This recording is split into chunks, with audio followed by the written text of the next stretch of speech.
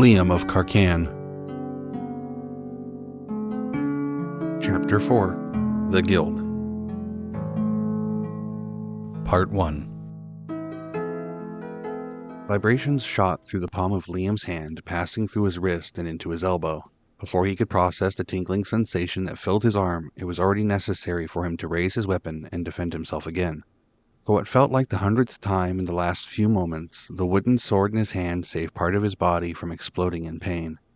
Again, the vibration tingled its way down his arm, the successive reverberations making it hard for him to retain his grip. Quickly, he stepped back and held the carved length of wood out in front of himself, a yardstick measuring the difference between safety and pain.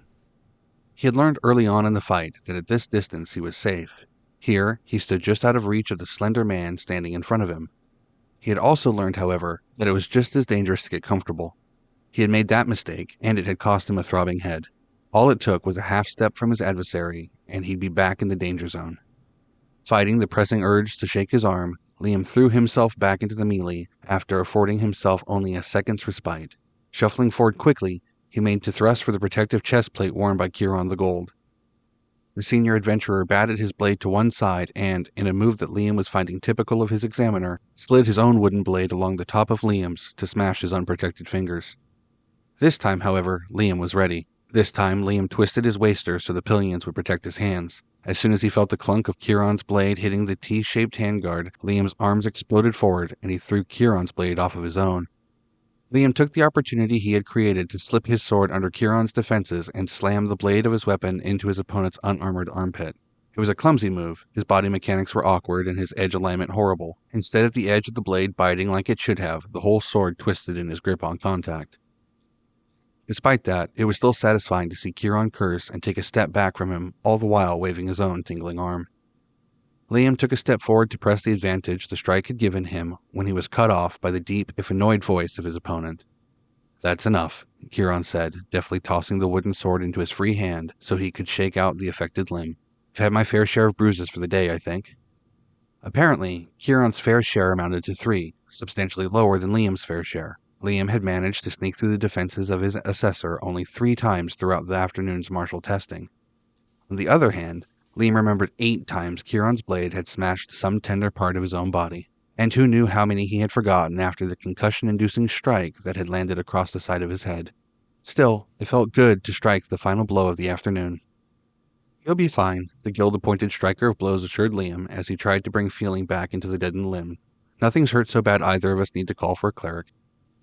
"I suppose not," Liam said, looking down to his battered knuckles. That little trick of Kieran's had landed a few times before Liam had figured out how to stop it. "What tests do you have left?" the senior adventurer asked as he handed the weapon over to a waiting guild staff member. He nodded his thanks to the boy before he ran over to acquire Liam's training weapon as well and disappeared into the depths of the hall building. Martial testing, along with any martial training, was performed in the quad at the center of the massive guild building. What Liam had at first thought to be a rectangular building a block long had turned out to be an even larger square building, taking up an entire city block. The Staussen Adventurers Guild Hall made up the walls on all 4 sides of the courtyard they had been sparring in. To their south was the entrance into the main hall with its giant cork boards and long banquet tables. To their east was a wing of nothing but rooms for rent to guild members, whose space spilled onto the second floor of the wing to their north, the first floor of which was a large stable where adventurers could house their own horses as well as rent one from the guild when needed.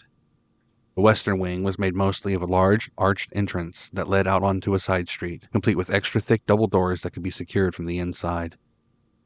The courtyard itself was a large open space half the size of a football field back home. In the southeast corner, a large tree grew from a grassy patch protected by a low stone wall. It was the only patch of grass in the yard, the rest of the ground being covered by the same flagstones found in the city plaza. Several shade sails had been stretched across the edges of the yard to make things more comfortable in the late spring sun. Scattered throughout the shade were numerous chairs and lounges where even now adventurers were loitering, some caught up in conversation, others winding down from watching the test Kieran had just put Liam through. "This was my last one," Liam answered. "You did well." The adventurer continued to strip out of the padded cuirass provided by the guild and motioned for Liam to do the same. "A bit unorthodox at times, and there's always room for improvement, but not bad. How long did you say you've been training with a sword?" "I didn't," Liam mumbled, his head lost in the dank-smelling armor. "I did take 2 summers of karate at the YMCA as a kid," he wanted to add but bit his tongue. The truth would only cause him problems now. When his head finally broke free and he could smell fresh air again, he continued, I've never had any martial arts training. That you can remember, Kieran added. That I can remember, Liam agreed. Kieran had been let in on Liam's not-so-secret past as an amnesiac, as had all of the other people administering Liam's guild entrance exams. So, naturally, everyone in the local guild hall knew his cover story, which was just the way he and Denholm wanted it. You showed some talent with the bow as well, Kieran's praise continued. I was just as surprised as you were. Liam admitted nothing this time. He was genuinely as surprised by his ability with the bow as Kieran was. He was no sharp shooter, but he had kept all of the arrows on the target despite it being his first time ever touching one. The gold rank adventurer gave Liam an appraising look that Liam felt bordered on suspicion. Before he could think of anything to say to assuage any concerns Kieran might have had, the man stepped forward and patted him on the shoulder reassuringly. Well, last test complete. Reserves a free meal. You head inside. The kitchen should be serving dinner by now. Tell them I said you'd earned it. If they give you any trouble, let Meryl at the desk know I said it was all right, he said, reaching to take Liam's shed armor. Really? The offer came as a surprise. The meals in the guild hall weren't free. They were paid for by the guild members' dues, subtracted from the pay received when a contract was completed. Yes, really. It will do no harm to the guild's coffers to feed a candidate this once. If you're sure, then. Liam looked at the padded shirt, but Kieran waved him off. I'll handle this. Go eat before they run out of food. Thanks, Liam said before hurrying off toward the door to the main hall. Despite the summer sun's reluctance to set, the inside of the guild hall was still well lit for the impending night. Candles and lanterns cast warm light that caused long shadows to scurry up the walls and hide behind chairs. Despite a breeze drifting in through open windows, the smell of the cook fires from the kitchen lingered in the air, mixing with the smell of cooked meats and breads. If it weren't for the chattering of the assembled adventurers waiting for the evening meal, the atmosphere of the room could almost be described as cozy. With the addition of the swarm of mercenaries, it would be better described as respectfully raucous. The line for dinner started at a stack of wooden trays sitting at one end of the row of windows set into the back wall of the dining room. It wandered its way along the wall towards the clerks' desks, where it took a hard turn toward the front of the building. Usually, in Liam's limited experience, once it hit the front wall, the line would turn toward the door and continue on along the front wall of the hall. He had yet to see it make it to the stairs on the west end of the room, but he supposed it was possible. This early in the evening, the line was still short, barely making it to the clerk's desk. But as more adventurers returned from jobs or wandered in after their travels, the line would get longer. Beef stew with bread and greens. The masculine voice of an adventurer arrived in line behind Liam mid-sentence. Ooh, Lee's beef stew is the best, the woman who walked in with him said, her nose turned up as she smelled the well-seasoned air, though it is a bit warm outside for it. What is it with you Stawson folks and your obsession with the hall's food? The first said, shaking his head and looking to the front of the line. You all carry on like it's your mother's home cooking. You'll see, the woman said. Lee is the best cook in the valley, probably one of the best in Carcanne. It'll be good. We'll see, the unbeliever said. I'm telling you, it's good stuff. The woman turned aggressive in her assurance and set about looking around the room for a moment before her eyes landed on Liam in front of them. She reached out and tapped him on the shoulder. You, tell this fool how good Lee's cooking is, he said to Liam before he'd even finished turning around. You're asking the wrong guy, Liam said. I've never even eaten here before. No? No. Almost instantly, the woman's attention moved to a group of adventurers who had joined the line behind her as she sought out someone who would corroborate her claims. It took only a second for her questions to spark disagreements similar to the one that she and her companion had been having all along the rear of the line. Liam thought she seemed to revel in the chaos. Your first time in Stawson? The man ignored the actions of his partner as if it was second nature to him, and instead chose to make more civilized conversation. No, I've been here a while, Liam said, splitting his attention between the exchange and the moving throng of people. It's just my first time eating at the guild. It doesn't speak well to Sitzel's arguments that you've avoided the hall's food, the man said, glancing back at his partner. The short woman was now teaming up with another adventurer to convince those in line that the food provided by the Stawson Guild Hall was superior to even that served at the King's Castle of Sireshold. I'm not really a member of the guild, Liam said. When the man immediately pulled a concerned face, he pressed forward with an explanation. I just finished my final entrance exam. The examiner sent me here to get some dinner afterward. Oh. The man's gaze shifted from concern to appraising as he looked Liam up and down. How do you think you did? All right, I guess. Which test did you do last? Oh, the physical aptitude test. Ah, all right. The man nodded as they approached the stack of trays. Well, you did well enough they sent you for dinner. Do you think that's a good sign? Depends on the test giver. The man shrugged as he reached around Liam to grab a tray. You're either good enough he thought you'd make it, or bad enough he took pity on you and sent you for a free meal. Free meal? Sidsel asked, tuning back into her partner's conversation after getting bored with the controversy she had stirred up behind them. From the look of it, the debate would carry on for some time, as every fresh adventurer to the line seemed required to give an opinion. This kid just finished the combat test. His last test, the man told her as he handed her a tray. Liam grabbed his own and waited next in line. Oh, did he now? She asked, taking her time to apply the same discerning look all adventurers seem to possess for new recruits. Who gave you the test?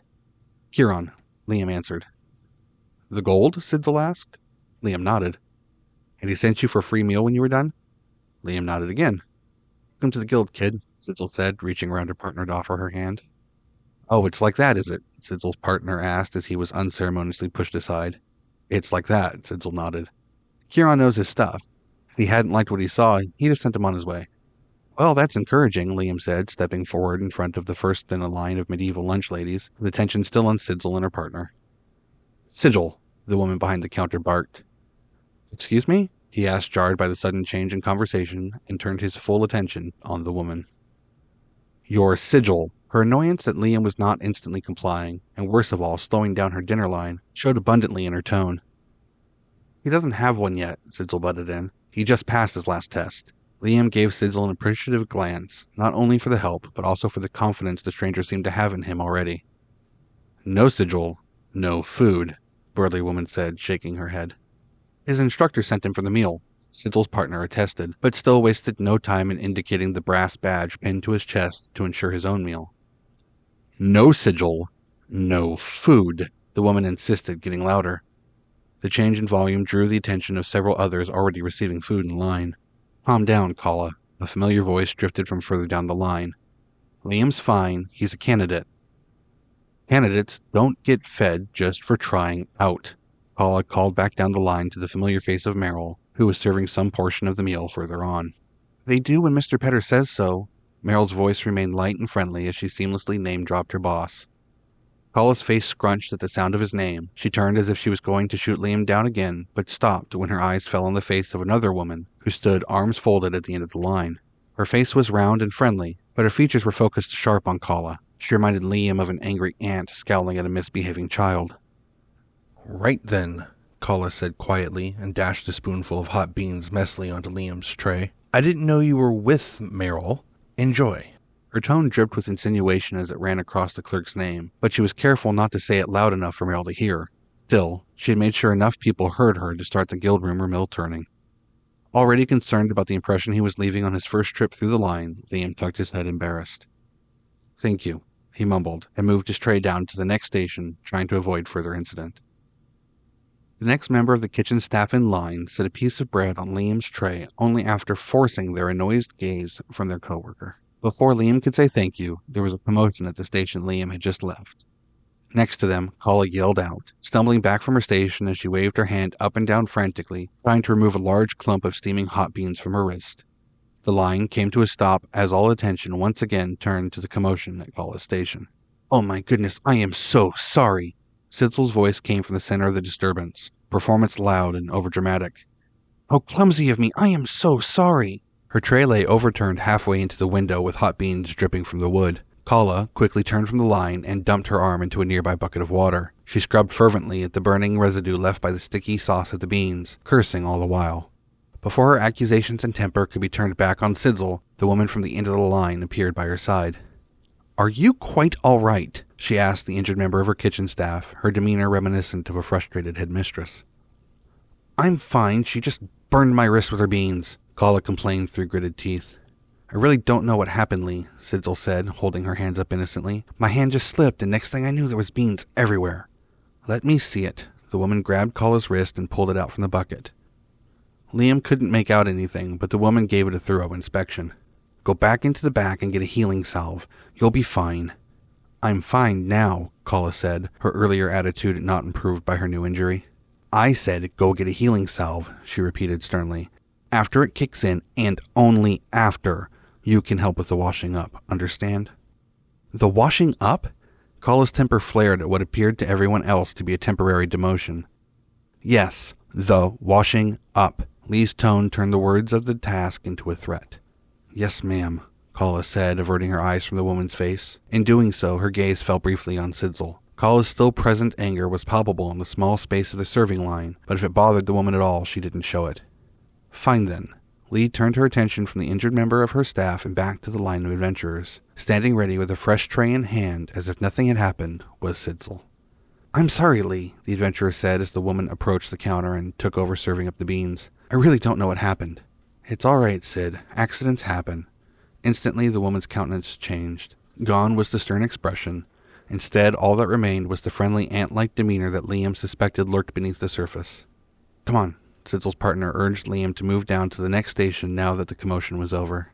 The two moved together from station to station, collecting what remained of their meals. Some cooked vegetables, a generous bowl of steaming beef stew, and at the final station a large mug of dry mead. It was here that Liam was able to thank Meryl for her help in procuring his dinner. Don't worry about it. Meryl looked to the back of the kitchen where the cook was already scrubbing a particularly dirty-looking pot. She gave a sarcastic little wave when Kalla caught her looking. Kalla can just be a real piece of work sometimes. Still, thanks. You didn't have to. Liam was cut short by the overwhelming pressure of 30-some-odd adventurers sensing the line slowing to a stop for the third time that night. He thanked her again before walking away from the line with his food. The seat Liam chose set his back to the front of the building. He had a full view of the dinner line, now much longer and far more boisterous than when he had joined it. The ongoing discussion about the quality of Lee's cooking planted in the line by Sidsel earlier now seemed completely overtaken by what had happened between her and Kalla. He was certain every person who walked into the building to gather their meal for the rest of the night was told some version of the evening's events as they joined the line. In a game of telephone that long, God only knew what the end result would be. By the end of it, Meryl will probably have dunked Kalla's head into the beans after Sidsel beat her mercilessly with her tray. The image of the two smaller women ganging up on the burlier cook made Liam smile. Even with Sidsel's copper badge on full display, Liam couldn't help but feel Kalla would have come out ahead in that fight. Was that really necessary? The tall, thin man that Liam knew only as Sidsel's partner asked as the two of them arrived at Liam's table moments later.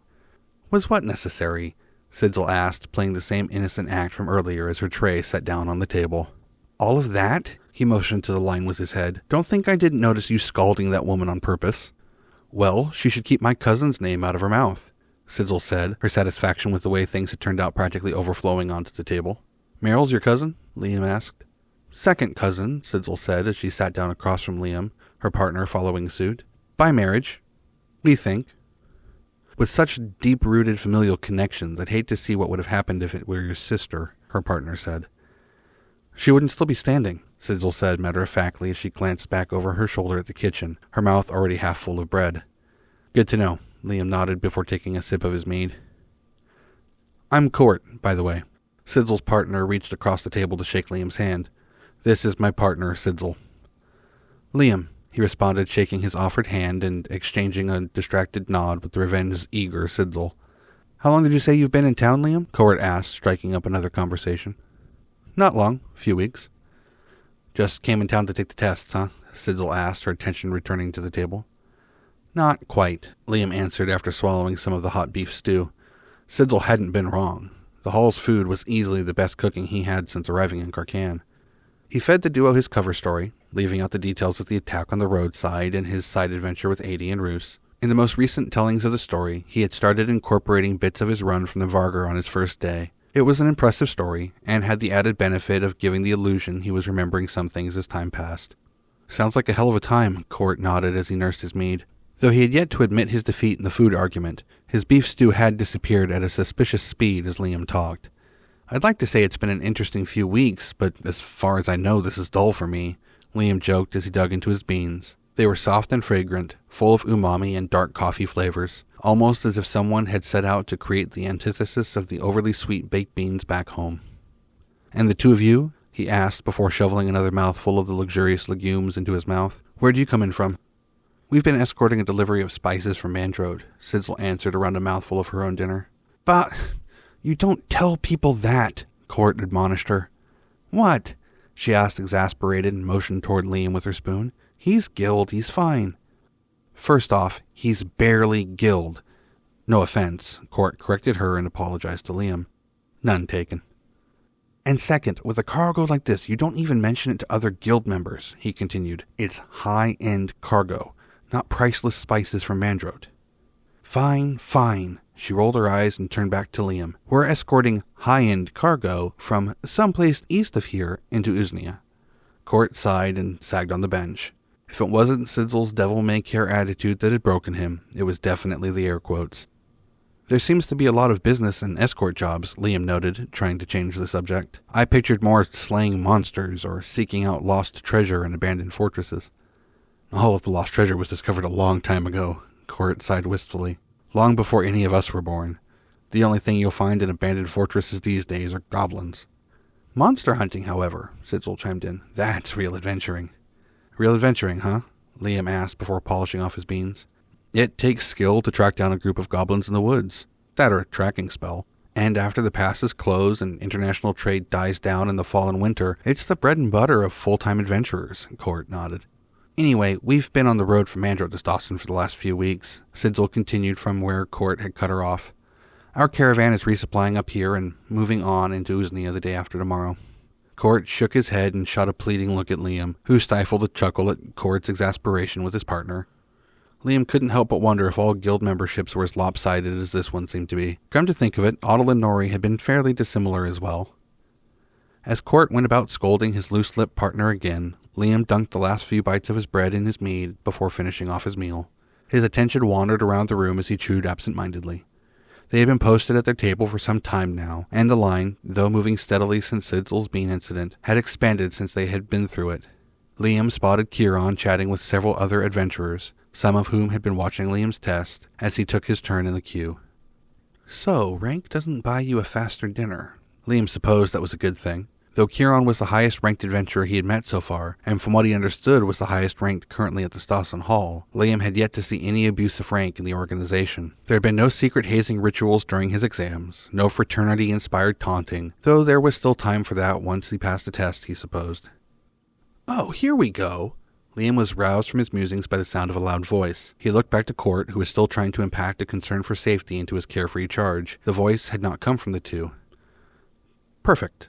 Another familiar voice came from behind him. Before he could turn to see who it was, he found his shoulders bounce from side to side as he was suddenly flanked by two eager men. Looking from left to right, it took him a moment to recognize the only other adventuring pair in the world he could put names to, Otto and Nori, looking haggard and road-worn, perched on the bench on either side of Liam, their overfull dinner trays sliding into place in front of them. Didn't expect to find you here, Nori said as he dropped wearily next to Liam on the long bench. He didn't wait for an answer before taking a long drink from his mug. Nor I you, Liam responded, still surprised by the sudden arrival of the two. He turned and nodded a greeting to Otto, who was already taking a bite out of his bread. Otto! Sidzel popped off excitedly, turning her already waning attention from Court to the newly arrived adventurer. Long time no see! Otto waved at the woman opposite him with his bread.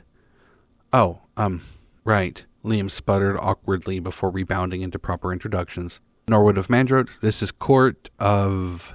Liam paused when he realized he didn't yet know either of his new friends' full names. Rihamog, Court said, reaching a hand across the table.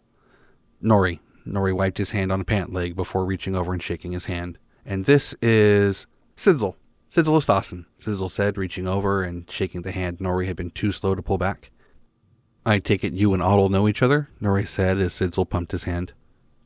We both grew up around town. Otto spoke for the first time since sitting down, having already finished his bread roll. Otto's kind of like the older brother I never had, or a cousin, Sidzel said, sliding her hands back around her mug of mead and settling in. How long have you been back in town? Otto asked Sidzel between bites of his dinner. Just got back today. We're only passing through, though. So, what brings you to the guild hall? You're not just delivering our message now, are you? Nori asked, distracting Liam from the conversation on his right. What? No, Liam said, turning his full attention to the man posted on his left. Oh, good. Nori spoke around a sizable hunk of beef from his stew. So, why are you here? Visiting friends? He nodded to Court. We met in the dinner line, Court answered for Liam. Ah, okay, so you're making new friends. I suppose so? Liam looked to Court, who nodded his agreement. I actually just wrapped up the entrance tests. You applied to the guild? Nori asked without so much as a twinge of surprise. Yeah, I talked it over with Denholm and thought it was a good idea. I'd need someplace to go after all. Well, I'm glad to hear it. The guild can always use fresh blood, especially with a good head on its shoulders. Nori playfully bumped his shoulder against Liam's. Well, we'll just have to see about that. I haven't been accepted just yet. It's only a matter of time, I'm sure of it. Speaking of Father Denholm, before I forget, we left your letter with Captain Atherton. Who's that? Liam asked as Nori paused to take another bite of stew. When the adventurer couldn't answer right away, Court did for him. The commanding officer at Fort Grensgadding. Nori pointed to Court in confirmation and nodded his thanks as he chewed past a large piece of carrot. He took care of delivering it to the soldier. Liam followed up as Nori gulped down the mouthful with the help of his mead. He was out on a scouting trip. Atherton said he'd deliver it when he got back. Should have been a couple of days ago now. Denholm will probably hear from someone soon. I'll let him know. He fell splat straight through the table. Liam jumped at a sudden outburst from Sidsel as she continued to energetically recount the parts of her life story that Audel had missed out on since last they met. By any chance, Nori turned his attention across the table to Court as Liam rebounded from the storytelling going on across the table. Is she the one who beat up one of the kitchen girls with her tray? The question caused the defeated sigh to escape from Court, which he immediately washed back down with the contents of his mug. She spilled some beans on one of them, yes. Court assured Nori that the events he had missed out on were far from as exciting as the dinner line gossip was letting on. How about you, Nori? How's your contract hunting the Vargar? Liam asked after stifling his response to the adventurer's question. Over.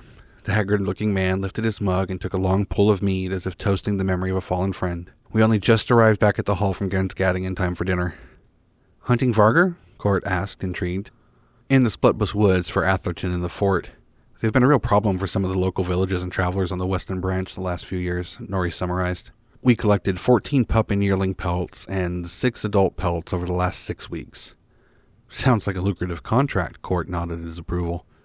Lucrative, but hard work. I'm looking forward to getting back up to my bed tonight and a nice, long, hot soak in the city's baths tomorrow. Mr. Petter was hoping to make it a yearly contract with the army, Liam offered, finding himself with nothing else to offer to the conversation he had initiated. It will be needed. We mostly harvested animals that would have been born in the last couple years, not much that were already of breeding age, so they'll be back at it next year. Could become a nice regular job for this hall, Court said, looking into the bottom of his mug and finding it empty. More of that monster hunting you were talking about, Liam. Monster hunting? Audel asked from Liam's right side, his conversation catching up with Sidsel having drawn to its inevitable and chaotic conclusion. Yeah, Liam was saying just before you arrived how he had pictured most guild work to be slaying monsters, Court answered. I'd have thought you'd have had your fill of that after the Vargar attack the other day, Nori said. Vargar attack? Sidsel's manic attention collided with their conversation. Yeah, has Liam not told you about it? Audel asked, leaning on the table with one arm and drawing in his mug with the other. His already empty dinner tray had been pushed aside some time while they had all been talking. We've only just met, Liam said, embarrassed by the attention. Well, if you're not going to tell it, I will, Audel said, taking a long swig of his mug to wet his throat. This will be good. Audel tells the best stories, Liam heard Sidsel whisper to Court as she settled down, eyes wide, to listen to Audel's version of the day he and Nori met Liam only a week earlier. Liam of Carcanne was written and read for you by Will Hansen. For more information on Liam or any of Will's other works, please visit the Wooks Books Facebook page, Twitter, or YouTube channel. If you'd like to show your support, please like, subscribe, rate, and leave a comment where available. Thank you for listening, and we look forward to seeing you next time.